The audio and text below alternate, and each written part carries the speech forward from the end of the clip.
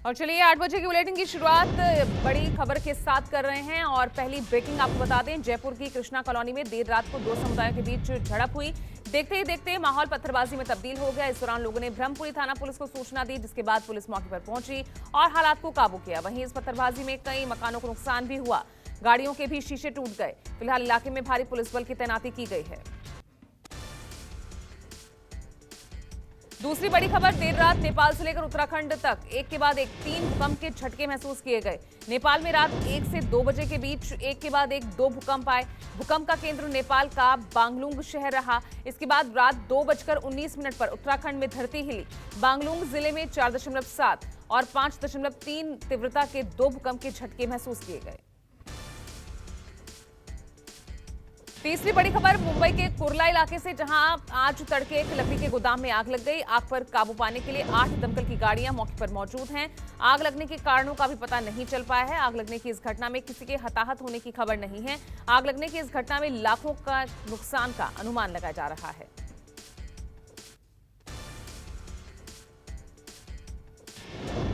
अगली बड़ी खबर, मौसम विभाग ने ठंड को लेकर अलर्ट जारी किया है। मौसम विभाग के मुताबिक आज दिन भर शीतलहर चलेगी, जिससे पारा गिरेगा और ठंड और ज्यादा बढ़ जाएगी। राजधानी दिल्ली समेत हरियाणा, राजस्थान और पश्चिमी उत्तर प्रदेश में आज कड़ाके की ठंड पड़ने का अनुमान है। मौसम विभाग का कहना है कि आने वाले कुछ दिनों में सर्दी और सताएगी। पांचवी ब्रेकिंग, महाराष्ट्र और कर्नाटक के बीच जारी सीमा विवाद के बीच मुख्यमंत्री एकनाथ शिंदे ने मंगलवार को विधानसभा में प्रस्ताव पेश किया। इस प्रस्ताव के सदन में सर्वसम्मति से इसे पास किया गया। उन्होंने कहा कि किसी भी परिस्थिति में कर्नाटक के बेलगाम, कारवार, निपानी, भाल्की, बीदर शहरों के 865 मराठी भाषी गांवों को शामिल करने के लिए सभी आवश्यक कानूनी कार्रवाई सुप्रीम कोर्ट में की जाएगी।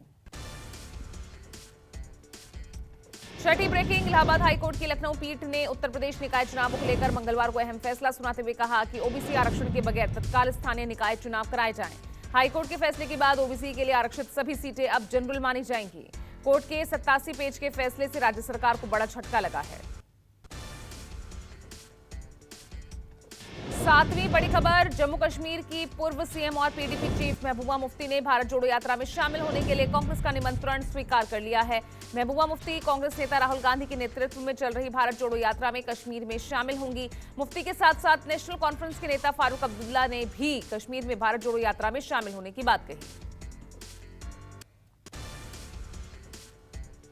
8वीं ब्रेकिंग, मंगलवार को तुनिशा शर्मा को अंतिम विदाई दी गई। इसी के साथ 20 साल की तुनिशा शर्मा पंचतत्व में विलीन हो गई। उधर मामले के मुख्य आरोपी शिजान को आज कोर्ट में पेश किया जाएगा। उम्मीद है कि उनकी हिरासत बढ़ाई जा सकती है। वहीं तुनिशा की मौत के बाद उसका पहला सीसीटीवी वीडियो भी सामने आया है। ये वीडियो एफएनबी अस्पताल का है, जिसमें शिजान तुनिशा को अस्पताल ले जाते हुए नजर आ रहा है। 9वीं बड़ी खबर, अखिल भारत हिंदू महासभा के अध्यक्ष स्वामी चक्रपाणी महाराज ने एक बार फिर अपनी पुरानी बातों को दोहराते हुए दावा किया कि जामा मस्जिद के चबूतरों और सीढ़ियों के नीचे हिंदू देवी देवताओं की मूर्तियां मौजूद हैं। चक्रपाणी महाराज ने प्रधानमंत्री नरेंद्र मोदी और गृहमंत्री अमित शाह को एक बार पत्र लिखकर अपील की है कि जामा मस्जिद के चबूतरों और सीढ़ियों की खुदाई कराकर प्रतिमाएं निकाली जाएं। 10वीं बड़ी खबर, बिहार में नगर निकाय चुनाव के दूसरे चरण के लिए आज वोट डाले जा रहे हैं। सुबह 7 बजे मतदान का सिलसिला शुरू हो चुका है, जो शाम करीब 5 बजे तक चलेगा। निकाय चुनाव के अंतिम चरण में आज बिहार के 17 नगर निगमों सहित 68 निकायों के लिए मतदान चल रहा है। दूसरे चरण में सूबे के 23 जिलों के 7088 बूथों और 286 निकायों पर वोट डाले जाएंगे।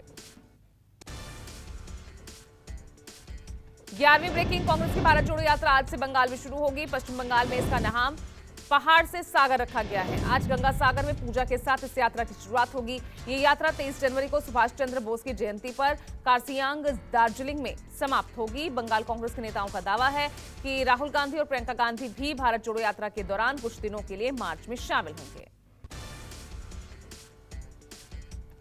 और 12वीं ब्रेकिंग, बीजेपी के राष्ट्रीय अध्यक्ष जेपी नड्डा आज से 1 दिवसीय ओडिशा दौरे पर जा रहे हैं। नड्डा अपनी 1 दिवसीय यात्रा के दौरान कंधमाल और पुरी जिलों में होने वाली पार्टी के विभिन्न कार्यक्रमों में शामिल होंगे। नड्डा के इस 1 दिवसीय दौरे को सफल बनाने के लिए बीजेपी की प्रदेश इकाई और इन 2 जिलों की जिला इकाई पूरी तरह तैयारियों में जुटी हुई है। 13वीं ब्रेकिंग। मध्य प्रदेश के उज्जैन में 3 दिवसीय अंतर्राष्ट्रीय सम्मेलन होने जा रहा है। जल संरक्षण पर आयोजित सम्मेलन को आरएसएस प्रमुख मोहन भागवत संबोधित करेंगे। भागवत सम्मेलन में जल की पवित्रता पर भारतीय विमर्श तैयार करने और वैज्ञानिक दृष्टिकोण के साथ जोड़ने पर व्याख्यान देंगे। जल शक्ति मंत्रालय और दीनदयाल अनुसंधान संस्थान सुजलाम नामक सम्मेलन आयोजित कर रहा है। रुक कर लेते हैं अगली बड़ी खबर का। राजस्थान कांग्रेस कमेटी का अधिवेशन आज से जयपुर में आयोजित किया जा रहा है, जिसमें पार्टी के संगठनात्मक और अन्य बड़े मुद्दों पर चर्चा की जाएगी। कांग्रेस का ये अधिवेशन ऐसे समय में हो रहा है जब पार्टी नेता राहुल गांधी की भारत जोड़ो यात्रा हाल ही में राजस्थान से होकर गुजरी है। पार्टी सूत्रों के मुताबिक अधिवेशन में यात्रा के दौरान सामने आए कुछ सुझावों पर भी चर्चा हो सकती है। 15वीं ब्रेकिंग। आज ओल्ड पेंशन स्कीम को लेकर नेशनल पेंशन स्कीम कर्मचारियों के साथ सरकार की बैठक होगी। इसमें सरकार उन कर्मचारियों से उस मसौदे पर चर्चा करेगी जो उन्होंने तैयार कर लिया है। इस मसौदे में क्या क्या प्रावधान किए जा रहे हैं, इसकी जानकारी एनपीएस कर्मचारियों की यूनियन के पदाधिकारियों को दी जाएगी। हिमाचल वित्त विभाग ने ओपीएस बहाली का ड्राफ्ट भी तैयार कर लिया है।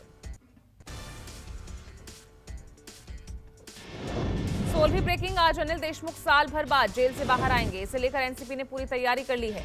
मुंबई के आर्थर रोड जेल के बाहर एनसीपी प्रदर्शन करेगी। इससे पहले हाईकोर्ट ने देशमुख की जमानत याचिका पर रोक लगाने वाली सीबीआई की याचिका खारिज कर दी थी, जिसके बाद आज अनिल देशमुख जेल से बाहर आ रहे हैं। अनिल देशमुख को 12 दिसंबर को 1 लाख के मुचलके पर जमानत मिली थी।